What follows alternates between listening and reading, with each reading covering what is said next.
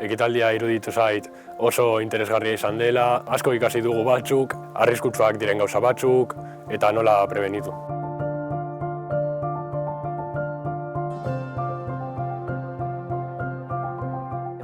Iruditu zait oso ideia ona izan dela, besteekin parte hartzen duelako, eta nire ustez oso ideia oso ona izan da. Azkenean garrantzitsua zeren horrela parte hartzen dugu eta adiago egoteko aukera ematen digute. Azkenean galdera dira eta erantzuten ditugu.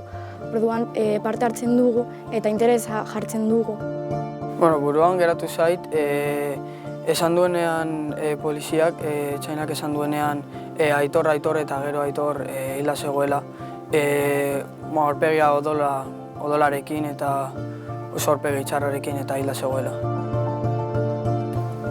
Kontu izateko, oso arriskutsua da begiratzen ez baduzu eta 1000 gauza gertatu aldira.